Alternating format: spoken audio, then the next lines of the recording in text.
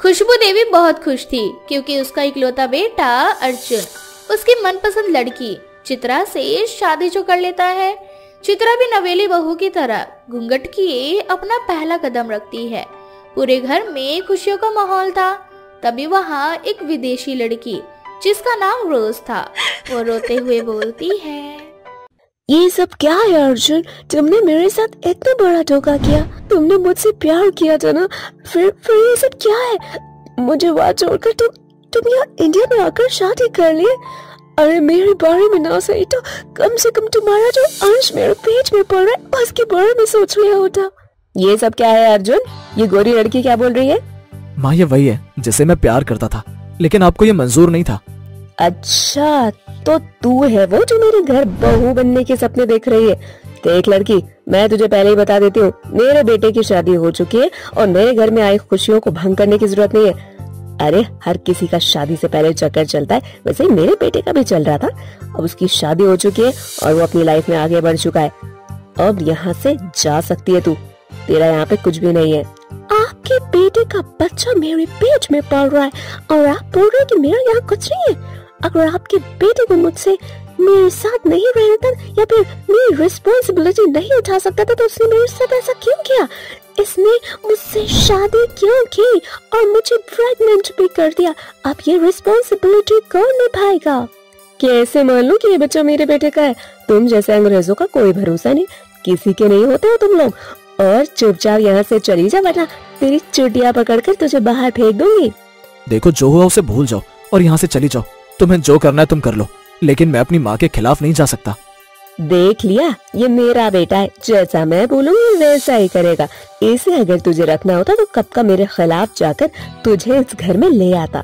लेकिन अफसोस कि ये मेरा बेटा है, किसी और का नहीं, जो अपनी फैमिली के खिलाफ जाकर शादी करके ले आए। खुशबू गुस्से में रोज को घर से भगा देती है। यूं ही रोज सड़कों पर अपनी रात बिता देती है। तभी वहाँ एक औरत आती है।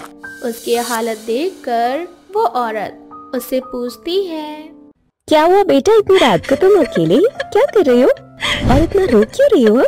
सब ठीक तो है ना? मुझे अपनी परेशानी बताओ, क्या मैं तुम्हारी मदद कर सकती हूँ? बेचारी रोज रोते हुए अपनी सारी बात उस औरत को बताती है। इसे सुनने के बाद वो औरत रोज से बोलती है, कहते हैं ना, जब घी सीधी उंगली से ना निकले तो उंगली टेढ़ी करनी पड़ती है बेटा।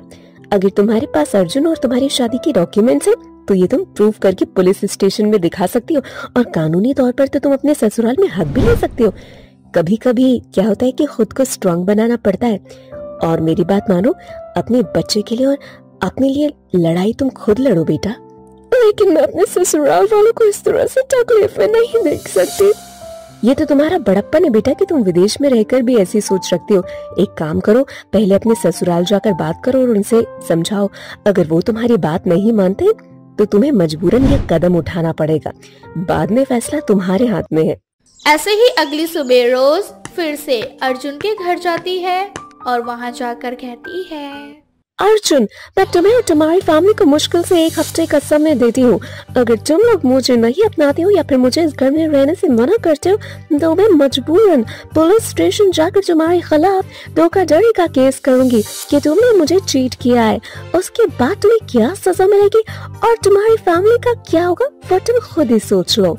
ये सुनने के बाद अर्जुन की पूरी फैमिली डर जाती है। उसे मजबूरन रोज को अपनाना पड़ता है।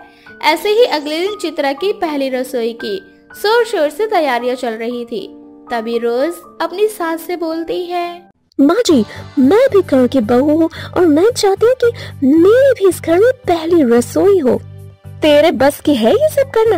और मेरी जो बहू है ना, इंडियन कल्चर को अच्छे से समझती है, उसे पता है कैसे क्या करते हैं। तुझे तो कुछ भी नहीं पता। खामखा मेरा मजाक बनाने की जरूरत नहीं है।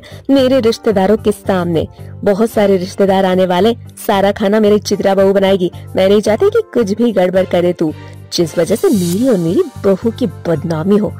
ऐसे ही अगले दिन चित्रा रसोई में जाती है। गुस्से में मुंह बनाते हुए वो बोलती है, इस बुढ़िया ने तो नाक में ही दम कर दिया है। चित्रा बहू करती रहती है सारा दिन। मैं भी तो इंसान हूँ ना, इतने सारे लोगों का खाना एक साथ कैसे बनवाऊंगी? ऊपर से मेरी ये जो सौतन है, इसे कुछ करने ही नहीं दे रही मेरी सास। जैसे ये तो आराम फरमाने के लिए आई है। एक काम करती हूँ, रोज को बुला लेती हूँ, उसके साथ ही खाना बनाऊंगी। चित्रा रोज को बुलाती है, लेकिन उससे पहले ही वहाँ पर रोज आ जाती है और रोज चित्रा से बोलती है, तुम ना बिल्कुल टेंशन मत लो, मुझे खाना अच्छे से बनाना आता है। और हाँ, किसी को बताना मत कि ये खाना मैंने बनाया, वरना माँ जी को बुरा लगेगा। ये पहली रसोई तुम्हारी है और इसमें नाम तुम्हारा ही होना चाहिए। यार तुम कितनी अच्छी हो, सच में अर्जुन ने तुम्हारे साथ बहुत गलत किया। जिस दिन माँ जी और अर्जुन को पता चलेगा ना कि तुम कितनी अच्छी हो, उस दिन वो दिल से तुम्हें स्वीकार कर लेंगे। अच्छा यार जल्दी से खाना बनवा दो, वरना ये रिश्तेदार ना सर फोड़ देंगे हमारा। इस तरह से रोज सारा खाना अकेले ही बनाकर झटपट तैयार कर देती है। थोड़ी ही देर बाद चित्रा सभी रिश्तेदारों को खाना परोसने लगती है। सभी रिश्तेदार खाना खाने के बाद चित्रा की बहुत तारीफ करने लगते हैं। तभी चित्रा उन सबके सामने कहती है, सच बताऊं तो इस तारीफ की असली हकदार मैं नहीं, बल्कि मेरी छोटी बहन रोज है। सारा खाना उसी ने बनाया है। भले ही वो विदेश की है, लेकिन हर काम में निपुण है। घर का काम काज, बड़ों का मान सम्मान कैसे किया जाता है, सब कुछ इसे पता है। मैं तो इंडिया में रहकर भी इंडियन कल्चर को अच्छे से समझ नहीं पाई, यहाँ तक कि मुझे अभी अच्छे से खाना बनाना नहीं आता। मैं बहुत ज्यादा परेशान हो चुकी थी, लेकिन रोज ने मेरी मदद की। रोज बहुत समझदार और बहुत गुणी है। सच कहा है किसी ने, इंसान हिंदू हो। अर्जुन को भी अपने किए पर पछतावा होता है और वो रोज से माफी मांगता है, जिसके बाद रोज उन सबको माफ कर देती है।